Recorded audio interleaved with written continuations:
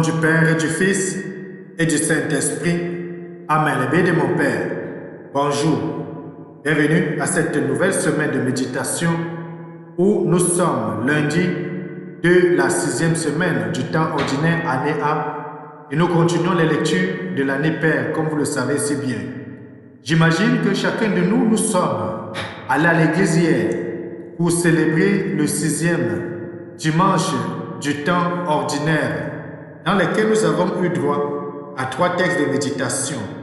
La première lecture était tirée du livre de Ben Sirac le Sage au chapitre 15, les versets 15 à 20. Dans ce passage, Ben Sirac le Sage nous disait très clairement à la fin que Dieu n'a commandé à personne d'être impie et que Dieu n'a donné à personne la permission de pécher. Eh bien, mon Père, c'était très clairement pour nous dire que le mal est extérieur à l'homme. L'homme n'est pas créé avec le mal et que l'homme est libre de faire du bien ou du mal. D'ailleurs, il le disait au début de son texte, si tu le veux, tu peux observer les commandements, il dépend de ton choix. Eh bien, mon Père, Dieu nous a créés libres comme au jardin d'Éden où nos parents étaient créés libres. Adam et Ève étaient libres de manger le fruit défendu ou de ne pas le faire. Mais nous le savons, ils ont choisi obéir au malin, au tentateur, que de rester fidèles à Dieu. C'est pour cela que le psaume 118 disait « Heureux ceux qui marchent suivant la loi du Seigneur ». Oui, la loi du Seigneur, c'est la loi qui nous conduit à la vie. C'est la loi qui est liée à la vraie sagesse. Et dans la deuxième lecture, Saint Paul, apôtre, dans sa première lettre aux Corinthiens, au chapitre 2, les versets 6 à 10, écrivait que la sagesse que Dieu avait prévue dès avant les siècles pour nous donner la gloire. En d'autres termes, la sagesse que Dieu nous a donnée, c'est la sagesse qui vient de lui, et que cette sagesse n'est pas la sagesse de ce monde, puisque Saint Paul va dire que la sagesse de ceux qui dirigent ce monde est différente de la sagesse de Dieu, parce que la sagesse des dirigeants de ce monde mène à la destruction. Vous les bénis de mon Père, nous le voyons autour de nous. L'homme, le plus souvent, est véritable loup pour lui-même.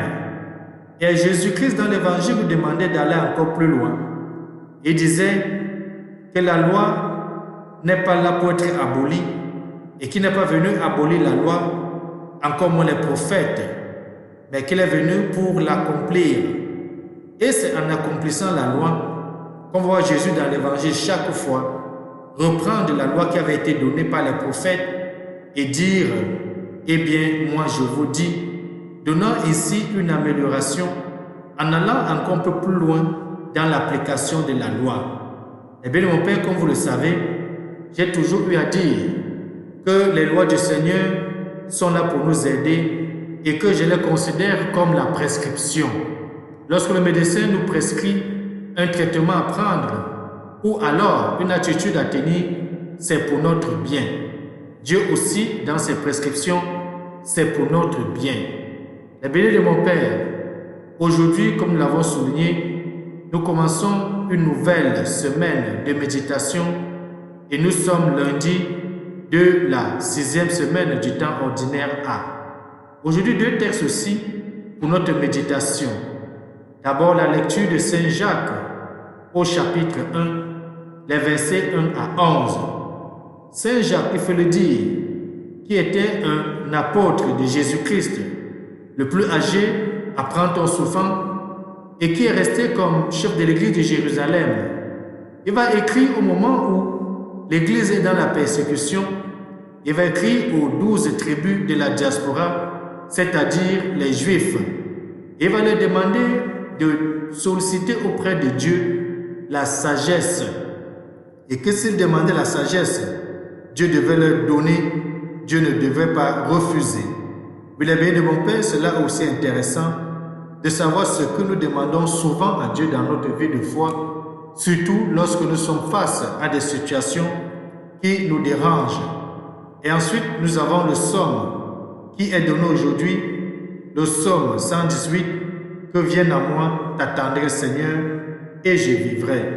C'est ce que le psalmiste va dire. Et dans l'évangile que nous allons écouter, Marc chapitre 8, les versets 11 à 13, il sera question des signes où les pharisiens vont demander à Jésus-Christ de faire un signe. Mais nous savons que Jésus-Christ va dire, pourquoi cette génération cherche-t-elle un signe? Bien sûr, la bénie de mon Père, quand on demande un signe à Jésus, c'est pour le mettre à l'épreuve comme d'habitude. Mais le Seigneur sait toujours passer à travers. Tournons nos sens à l'intérieur, apprêtons les textes bibliques de ce matin, à chacun et à chacune. Bienvenue.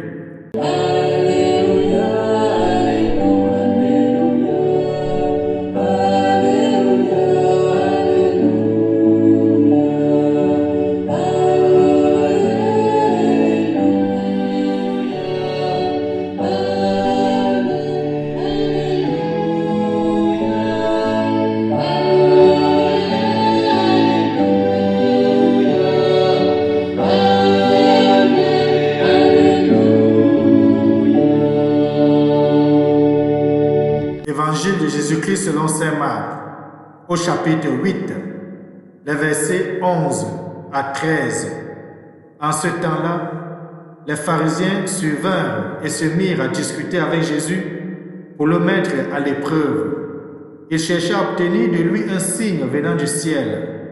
Jésus soupira au plus profond de lui-même et dit, « Pourquoi cette génération cherche-t-elle un signe? Amen, je vous le déclare. Aucun signe ne sera donné à cette génération. » Puis il les quitta, remonta en barque, et il partit vers l'autre rive. Acclamons la parole de Dieu. Louange à toi, Seigneur Jésus-Christ. Pourquoi cette génération cherche-t-elle un signe?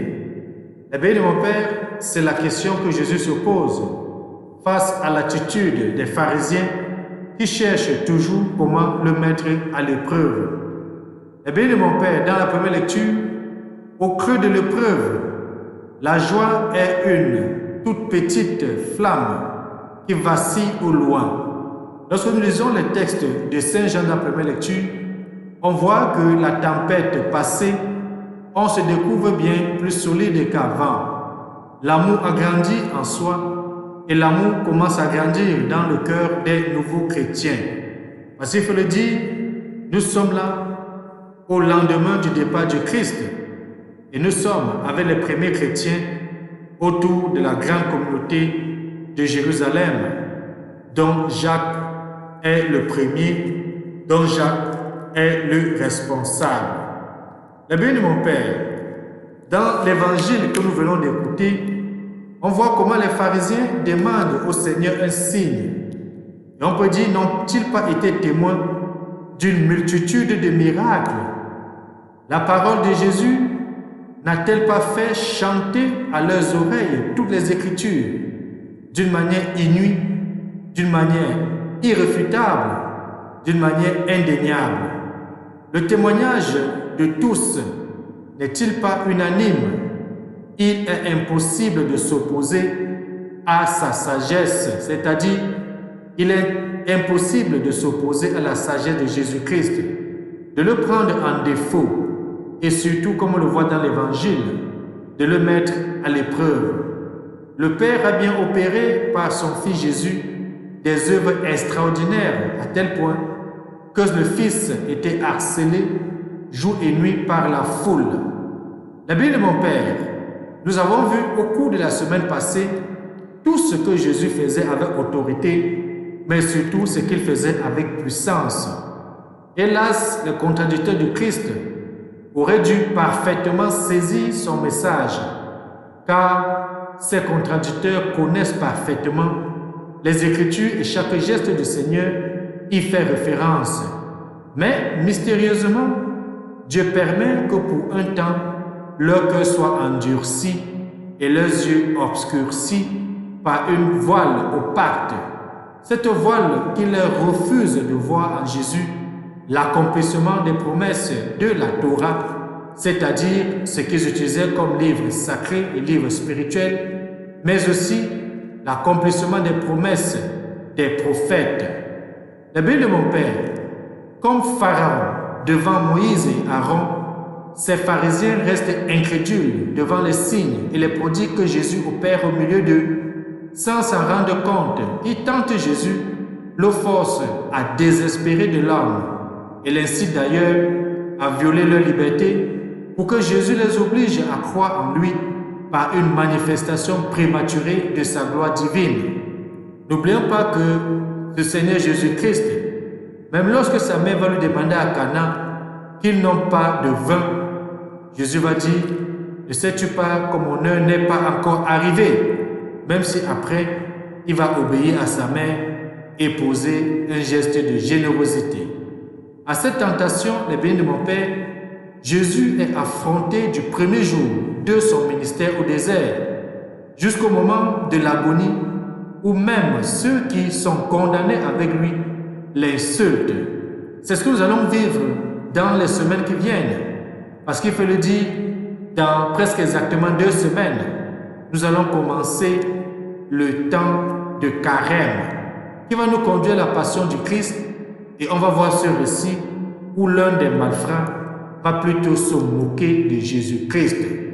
La Bible, mon Père, Dieu a cru en l'homme, à la folie parce qu'il l'aime, aussi à la folie. Dieu croit en nous parce qu'il nous aime. C'est ce que Jean 3, le verset 16 va nous dire. Dieu a tant aimé le monde qu'il a envoyé son Fils unique pour que quiconque croit en lui ne meure pas, mais ait la vie éternelle. Il est mort de la main des hommes pour tuer une fois pour toutes le désespoir de l'homme face à lui-même. C'est nous, les humains. C'est l'homme qui va injustement condamner Jésus. C'est l'homme qui va le juger indignement. Et c'est l'homme qui va finalement le clouer sur la croix. Mais le Seigneur se laisse faire parce qu'il nous aime, parce qu'il veut nous racheter, parce qu'il veut nous sauver. Parce que par la mort du Christ, il donne la vie à chaque homme. Mais surtout, à chaque homme qu'il accepte avec sincérité, qu'il accueille dans son cœur et qui chemine avec lui en respectant toutes les prescriptions. Que Dieu Tout-Puissant nous bénisse aujourd'hui et nous garde. Lui qui est Père, Fils et Saint-Esprit. Amen. Bonne journée.